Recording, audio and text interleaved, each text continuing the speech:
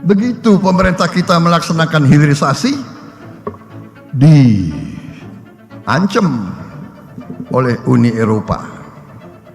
Selama puluhan tahun, Indonesia dikenal sebagai surga komoditas. Tanah ini mengirimkan biji nikel, bauksit, gas alam, hingga produk perkebunan dengan harga global yang ditentukan oleh pembeli. Kita adalah penjual mentah, bukan pencipta nilai. Namun, peta permainan itu kini berubah total. Jika Anda ingin selalu mendapatkan analisis mendalam tentang kebijakan ekonomi Indonesia dan dampaknya secara global, pastikan Anda tekan tombol subscribe dan nyalakan notifikasi sekarang juga. Di bawah kepemimpinan baru, Indonesia meluncurkan kebijakan yang tak hanya mengubah arah ekonomi nasional, tapi juga mengguncang fondasi stabilitas ekonomi di kawasan Asia Tenggara. Ini bukan sekadar regulasi perdagangan, ini adalah deklarasi kedaulatan sumber daya. Pertanyaannya, mengapa perubahan ini begitu mendesak dan mengapa negara yang paling merasakan dampaknya adalah negara tetangga terdekat Singapura? Kebijakan yang kita saksikan hari ini adalah puncak dari upaya panjang untuk memutus apa yang disebut kutukan sumber daya alam. Filosofi utamanya adalah hilirisasi atau downstreaming. Kita tidak ingin lagi mengekspor biji nikel seharga beberapa dolar per ton, tapi mengekspor produk hilirnya seperti stainless steel atau material prekursor baterai yang nilainya bisa puluhan kali lipat. Data kredibel menurut Kementerian Investasi atau BKPM, setelah larangan ekspor biji nikel, nilai ekspor produk turunan nikel Indonesia melonjak drastis. Dari hanya 1,1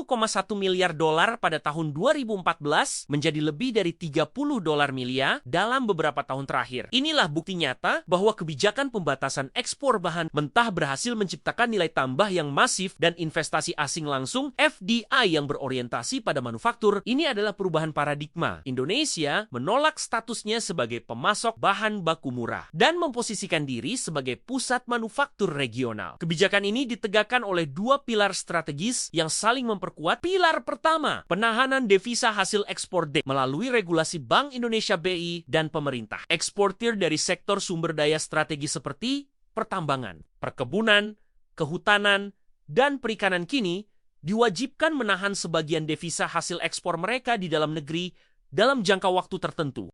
Tujuannya sangat jelas. Pertama, menguatkan cadangan devisa CADEV.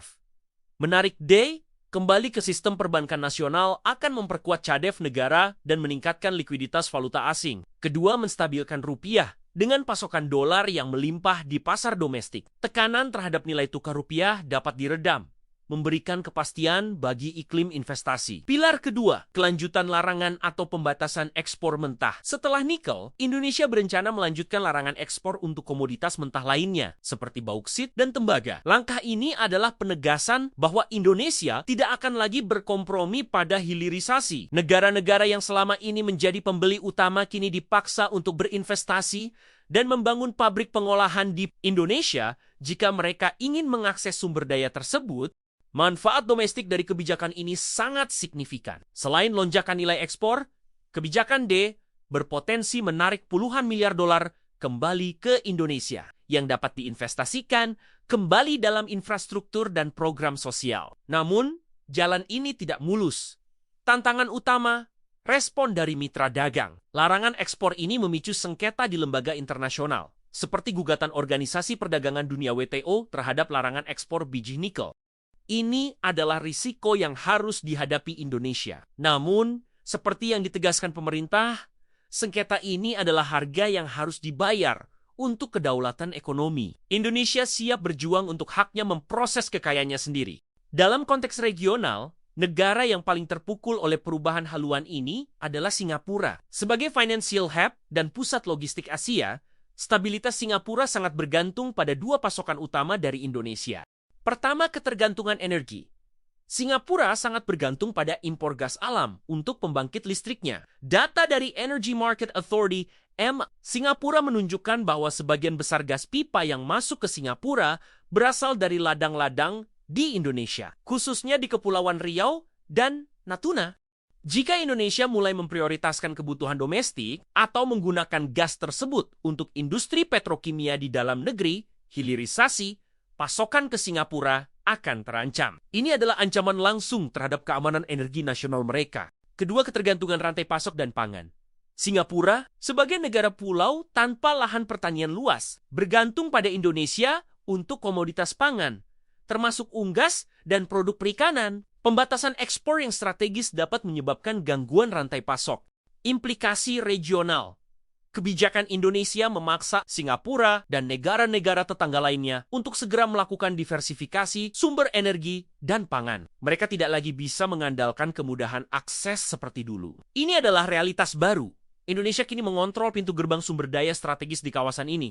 Kebijakan pembatasan ekspor dan retensi D bukan sekadar instrumen ekonomi. Ini adalah pernyataan geopolitik. Indonesia sedang bertransisi dari pemain pasif menjadi kekuatan yang menentukan arah.